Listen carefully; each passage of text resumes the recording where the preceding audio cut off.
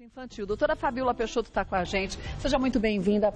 Como vai? Tudo bem? Tudo jóia. E a gente nunca se dá conta, mas isso acontece com muita frequência. Com bebês, principalmente, que engasgam. Principalmente. Né, qualquer faixa etária, até adulto pode engasgar, né? Mas principalmente abaixo de 6 meses de idade. É a maior prevalência de engasgamentos mesmo. Olha, a gente fez até uma matéria sobre isso. Vamos ver? Olha lá. Muitas mamães têm a prática de visitar o quarto do bebê enquanto ele dorme, apenas para ver se ele está respirando com tranquilidade. O engasgamento faz parte dos 5 acidentes domésticos mais comuns. Uma das maiores aflições dos pais, principalmente os de primeira viagem, é o medo de que o bebê engasgue. Segundo a Sociedade Brasileira de Pediatria, crianças de 1 a 3 anos são as mais vulneráveis a engasgamento provocado por comida. Já os bebês com menos de 1 ano, o mais comum dessa fase é engasgar com líquidos, como leite materno. De acordo com uma pesquisa americana, a faixa etária de 0 a 4 anos representa 62% dos casos atendidos pelos médicos. A atenção dos pais é fundamental para evitar que as crianças engasguem. A ajuda de profissionais também pode salvar a vida de uma criança engasgada, mas nem sempre eles estão por perto para aplicar os procedimentos. Então você confere agora aqui no Mulheres mais informações sobre o engasgamento infantil e como lidar com ele.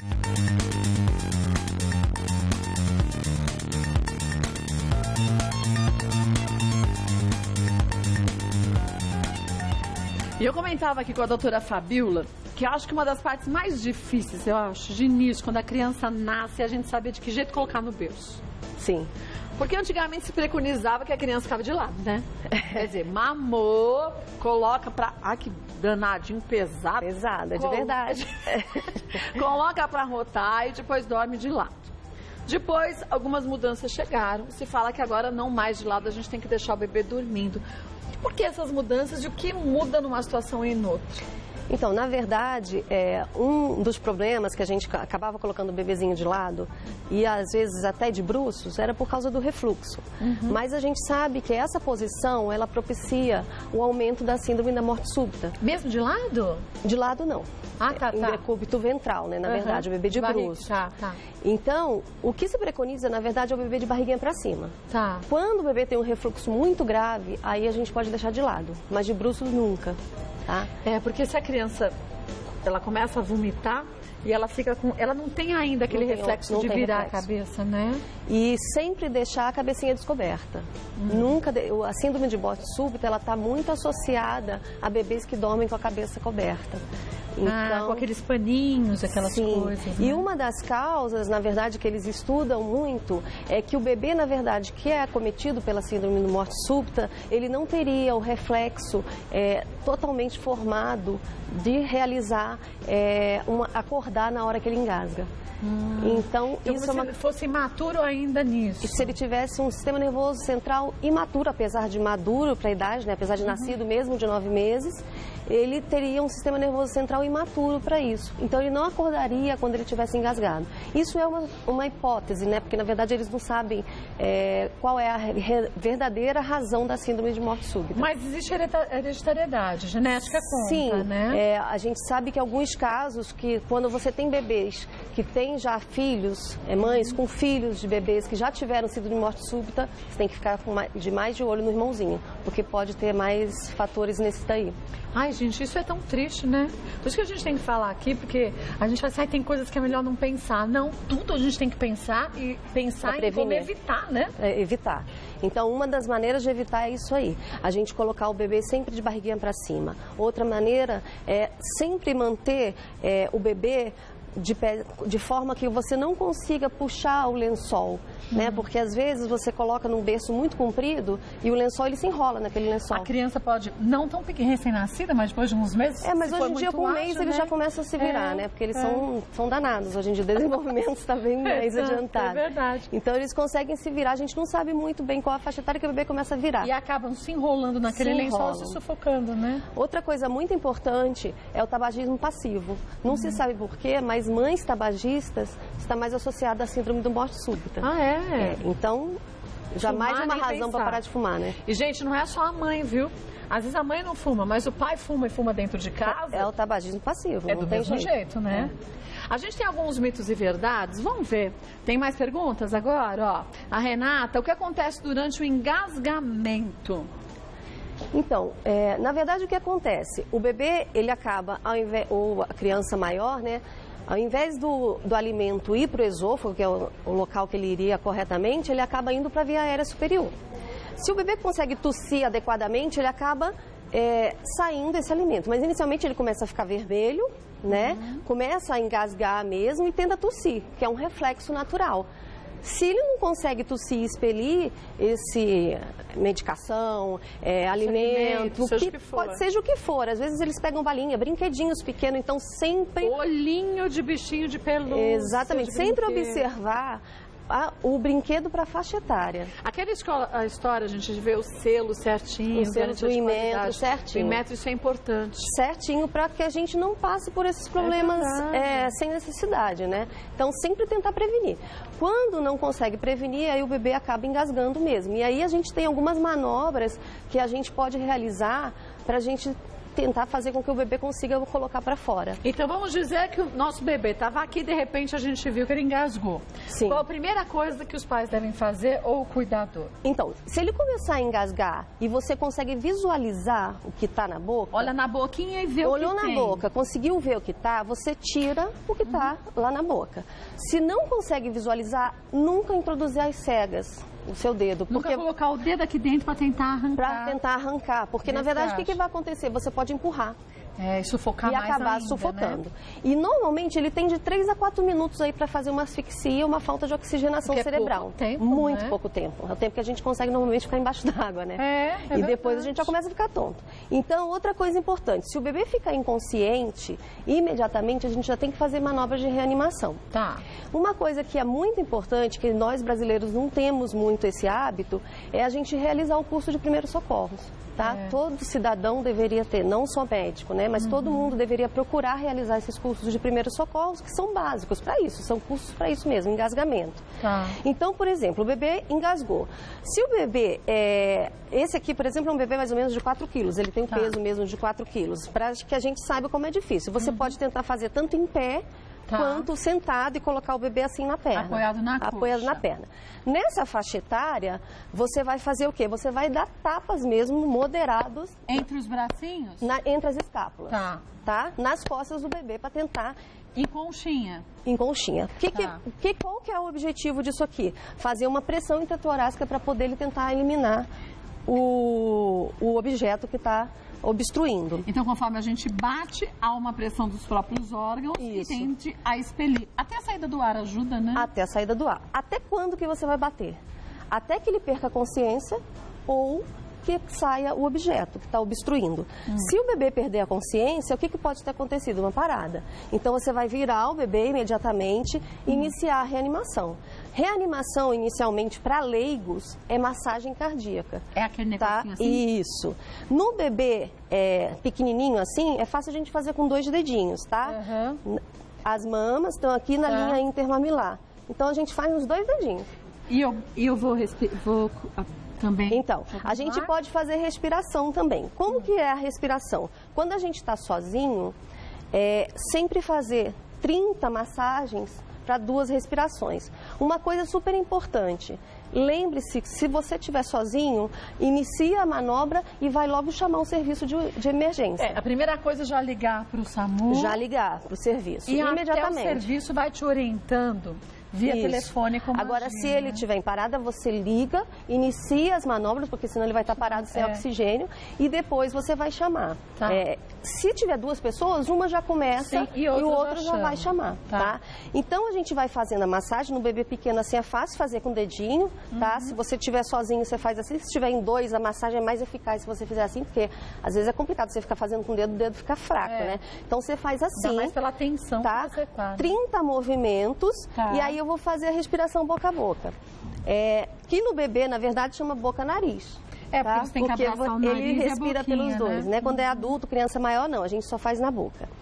Uma coisa que eu sempre uso na minha carteira, que eu trouxe Leva aqui... na carteira? Levo, porque às vezes pode acontecer. Já tive acidente que eu tive que atender na rua, e isso aqui é um dispositivo, na verdade, para segurança para o profissional ou para quem vai atender. O que é isso, na verdade? Isso, nos cursos de primeiros socorros ou até em sites, você consegue comprar. É um dispositivo que faz com que o ar entre, mas não volte.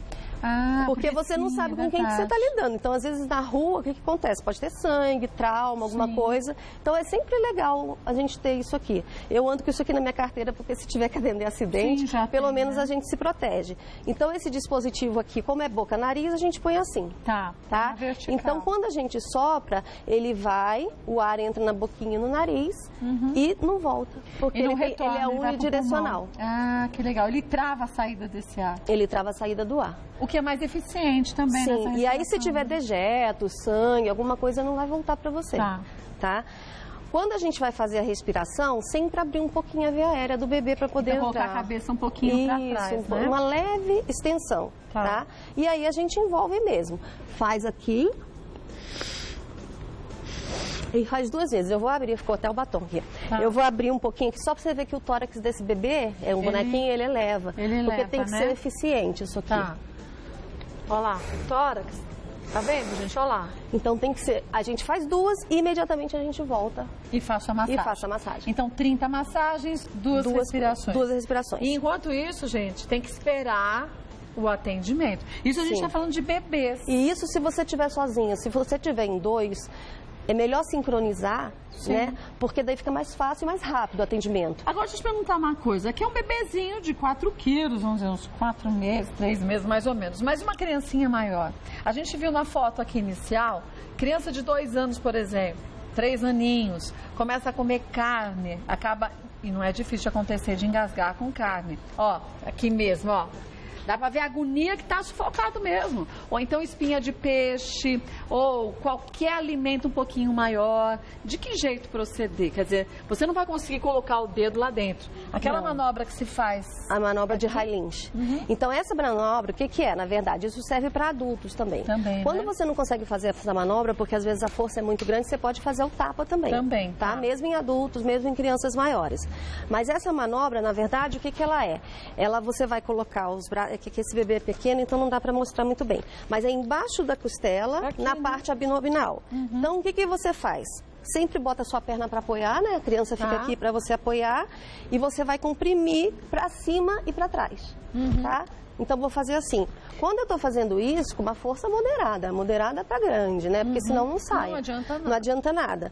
Então, quando eu estou fazendo isso aqui, ó, eu estou fazendo uma pressão, aumentando minha pressão intratorácica. E aí o bebê vai expelir. A mesma coisa. Quando que eu vou parar? Ou quando sair, quando parar o engasgamento, se chegar alguém da emergência, ou se o bebê ficar inconsciente. Se fica inconsciente também, o lactente ou o adulto, eu boto de volta e começo a massagem. A massagem e a respiração, a respiração. A gente falou do quanto que é importante você ligar para o socorro, e aí SAMU, ou então ambulância. A gente tem aqui, até para você ver, para você não se apavorar, caso um dia aconteça, para você também relaxar, isso é importante na hora, ter calma e tranquilidade. É difícil ter calma, mas o objetivo é manter a calma para conseguir realizar, né, os procedimentos. As manobras, né? A gente tem ligações que foram feitas para esse tipo de serviço de atendimento. A gente vai colocar no ar uma delas, ó, vamos ver? Alô, eu tô com a criança aqui que se afogou. Ele se afogou com leite? Calma um pouquinho, fala com a mãe dele aqui. Ele se afogou com leite. Alô, Alô, ele se afogou com leite, eu não consigo desafogar. Tá, a senhora virou ele de lado, senhora. Vira o neném de lado. De lado? É, vira ele de ladinho. De lado, amor. Ele tá chorando? Não, ele acho que tá voltando, acho, mas ele tá afogado, ele tá do catarro. Tá, mas deixa ele de ladinho. Deixa ele voltar. A criança tá chorando, é sinal que voltou, né? É. Uma manobra simples, era só colocar a criança de lado. Normalmente quando é líquido, a criança acaba voltando rápido, né? Então, não é tão perigoso. É perigoso, mas não é tão. Depende também da quantidade de volume que essa criança vai ingerir. Ou até se você segura do jeito certo, porque tem gente que vai fazer o quê? Começa a pegar de cola, assim, fica desesperado. Segura a criança assim, quer dizer, você afoga mais a criança. Então, importante colocar de ladinho. Se isso não conseguir resolver também, apesar do líquido, a gente também pode realizar essa manobra. Porque se for muita quantidade, você tenta fazer as mesmas manobras para o alimento sólido. E aí, gente, tem que ficar atento. Obviamente, a gente espera que dê tempo de ver. Porque às vezes a criança se afoga, você põe para a última mamada, acha que arrotou o suficiente. Sim. E isso acontece com a criança no berço sem os pais nem perceberem. Sim, O ideal é sempre você colocar a criança, depois que ela mama ou que ela come alguma coisa, pelo menos de 15 a 20 minutos em pé. Tá? Então a criança fica no colo, num decúbito mais elevado, antes de você colocá-la para deitar. Porque só não deu depois tempo nem de 15, descer. 20 minutos. É verdade, né? E tem criança, tem bebê que é mais guloso. Então mama até muito. ficar... E sempre regurgita, né? É. E tem criança que tem um hábito, até a natureza, eu acho, da individualidade, de regurgitar uma quantidade tem maior, um refluxo né? fisiológico até do bebê, até 4, 5 meses de idade. Então tem que tomar muito cuidado. Tem. A gente tem um outro atendimento, vamos ver, de uma criança, acho que é um pouquinho maior, agora acho que é engasgada. Vamos ver com o quê? Se ele tá engasgado, pelo amor de Deus, o que eu faço com ele? Projeta a cabeça dele pra baixo. Correto. Isso. Agora você vai dar 5 tapas na escápula dele. Pode dar com força moderada, tá? Nas costas. Abre a boquinha dele e vê se tem alguma coisa dentro da boca dele. Tá saindo. Tá saindo? Então... Faça a massagem de novo? Isso, faz a massagem de novo, só pra ver se tá desobstruindo. Olha lá, quer dizer, só com os tapinhas nas costas também já sai, né? Principalmente líquido. Líquido sai, é muito mais fácil sair.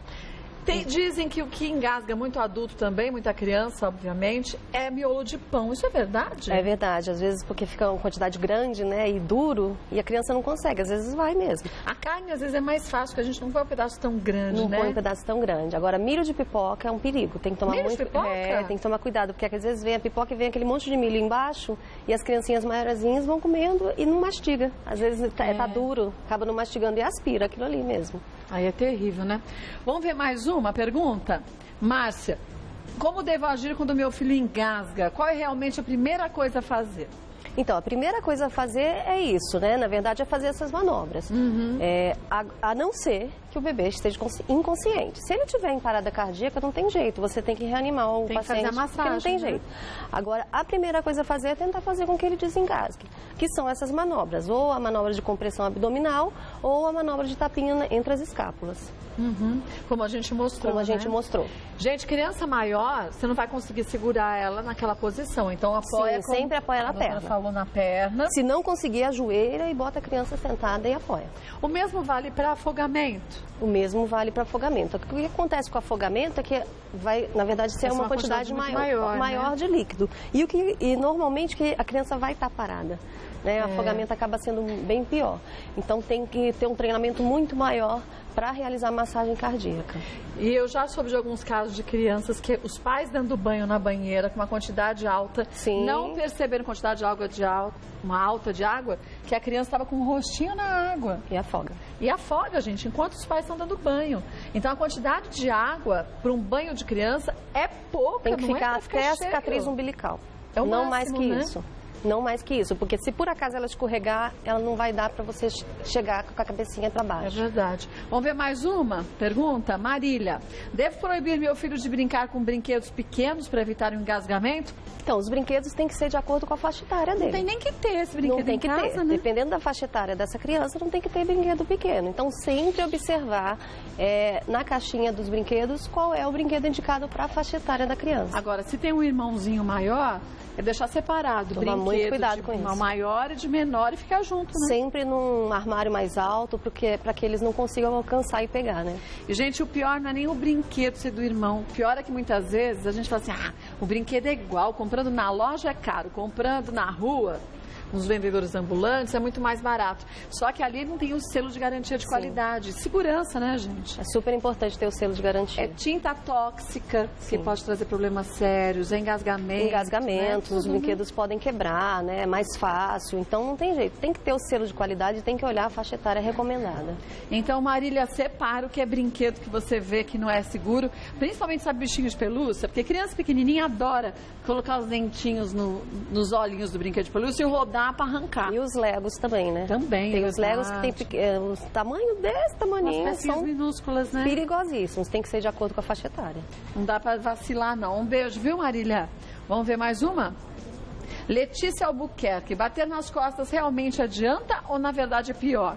Não, né? Adianta. Essa é uma manobra comprovada cientificamente. Então, isso realmente é uma manobra para realizar a retirada do corpo estranho. Então, pior não é, pior não fazer nada. Pior não fazer nada.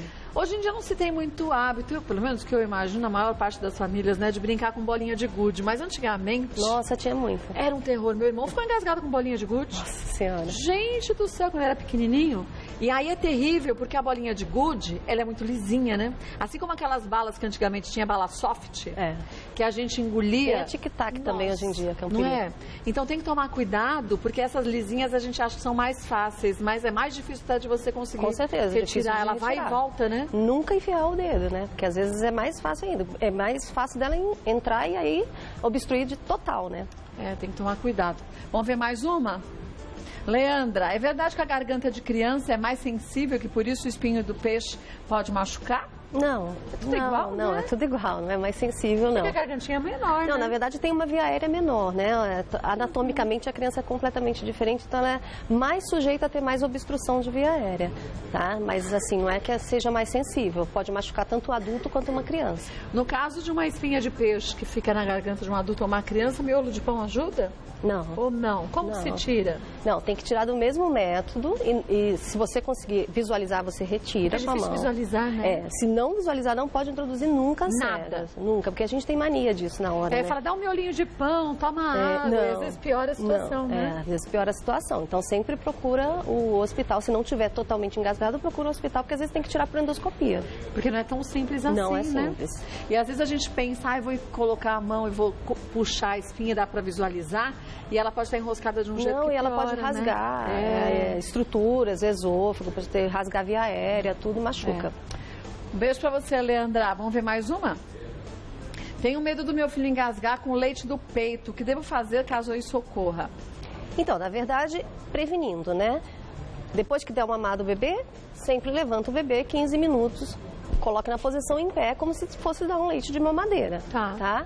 E se por acaso acontecer de engasgar, ele engasgaria com qualquer outro tipo de leite, tanto com leite artificial. E aí a gente vai realizar as manobras, colocar de ladinho, colocar a cabeça para baixo, dar o tapa nas costinhas se isso não adiantar e prevenir que isso aconteça.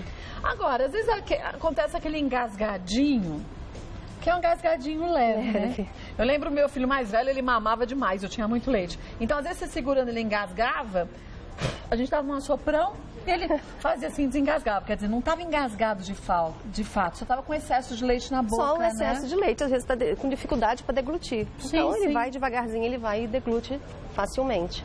Tá? Agora, tem que saber, gente, diferenciar uma coisa de outra. Sim, tem que saber. Antes a gente fazia as manobras quando não precisa, do que quando precisava e a gente não fez, né? Sim, é melhor exagerar do que Não é? Nesse perder caso é, verdade. Vamos ver mais uma? Existe uma maneira de deitar o bebê corretamente para ele não engasgar? Pergunta a Fátima. Vamos demonstrar de novo? Vamos. Então, como a gente falou no início, o ideal de manter o bebê deitado é em decúbito dorsal, sabe? Com o bebê com a barriguinha para cima. Para os bebês que têm refluxo grave, que golfam muito, que vão no pediatra, sempre tem que ter um diagnóstico do pediatra e usam medicações, tudo isso a gente pode colocar o bebê de ladinho. E por que não colocar todos de ladinho? Porque, na verdade, a gente sabe que essa posição é a posição que previne a síndrome da morte súbita. A síndrome da morte súbita, ela não tem relação direta com o engasgamento. A gente não sabe se o bebê acaba sendo engasgado com ar ou não, não sabe por quê. Mas nessa posição a gente sabe que ela tem uma incidência menor. Então, segundo alguns testes, quando o bebê dorme assim, caso ele venha a ter essa síndrome, ele não entra em óbito, ele não entra em morre. óbito. O que é a síndrome da morte súbita? Na verdade, é um bebê que normalmente acontece abaixo de 1 ano de idade, a maior parte dos casos até 3 meses, né? Acontece 70% dos casos até 3 meses de idade e simplesmente o bebê evolui para óbito dormindo. Quando você vai, acorda, vai ver o bebê tá morto na cama. Isso é terrível. É terrível, né? Então, mas um dos fatores principais associados é dormir de bruço, tá? Então, sempre o bebê tem que dormir de barriguinha para cima. Deixa eu te perguntar uma coisa. Já de uns anos pra cá tá na moda aquele sling. Aquela forma... Sling? É sling, né? Aquele... um saquinho que você amarra aqui, já viu? Para andar com o bebê. Para andar com o bebê penduradinho, como se fosse um canguru. Sim. Só que eu já soube de casos de bebês recém-nascidos que acabaram morrendo. Por quê? Porque ficou apertado demais, o rostinho encostado no corpo da mãe e a criança sufocou. Então tem que tomar cuidado com isso. Tem que tomar muito, todos também, tem que tomar né? muito cuidado, porque a mãe fica cansada, né? Às vezes chega em casa, dorme, né? Não repara. O primeiro relato de síndrome de morte súbita foi realmente uma mãe que dormiu com o bebê e eles acreditam que a mãe deitou em cima do bebê. E no fim não era nada disso, né? A gente não sabe, né? Porque a gente não sabe se realmente a síndrome da morte súbita é o bebê que não consegue acordar na hora que ele está sufocado, na hora que ele perde, né? A falta de ar aí. E o primeiro relato foi exatamente isso. Então, mãe não se deve dormir na cama com o bebê, né? Pode dormir até ao lado, berço ao lado, porque inclusive a síndrome da morte súbita tem menor incidência com mães que dormem, mas não é para mãe ficar dormindo para sempre, né? Não, com o bebê. Tem um limite, né? Mas enfim, tem menor incidência quando o berço fica do lado da cama da mãe. E acho que o maior medo da grande maioria das mães, se não de todas, é justamente esse. Sim. Eu lembro que meus filhos eram bebezinhos, eu acordava de madrugada porque estava respirando, com o nariz, o dedo assim, nariz. Eu não saio de casa até hoje e, sem botar a mão no meu filho, meu marido fala, você vai acordar um menino, né? Não tem jeito. Enquanto ele não se mexe e vejo que ele está se mexendo, eu não saio de casa. Mas sabe por quê, gente? Às vezes você está passando, o bebê deu uma engasgadinha e você vê, pronto, você já tem ali a chance de salvá-lo, com certeza, com certeza. Não é pra gente ficar bitolada, mas eu acho que a gente tem que trabalhar com a prevenção e saber que tudo que acontece na casa do vizinho pode acontecer na casa da gente. Então, caso aconteça, de que forma a gente deve agir. E aí, uma vez que a gente sabe como agir, que a gente já aprendeu hoje com a doutora Fabiola aqui, a gente começa na hora a pensar, respira fundo que eu sei o que fazer. Não entra naquele desespero. Não entra em total, desespero, né? porque só você pode ajudar naquele momento. É verdade. Não tem mais ninguém ali. E não esquecer de chamar o serviço de emergência. Isso é importante. Vou passar aqui os dados da doutora Fabiola Peixoto Latorre, que é pediatra, quer conhecer um pouco mais do trabalho dela, ó, www.leforte.com.br, leforte.com.br e também pediatriaonline.com.br/Fabiola Latorre. Lá você tem informações sobre o trabalho da doutora Fabiola. Querendo sugerir algum tema, fique à vontade. Ela retorna e a gente ajuda aí. Obrigada mais uma vez. Obrigadão, viu? Muito bom.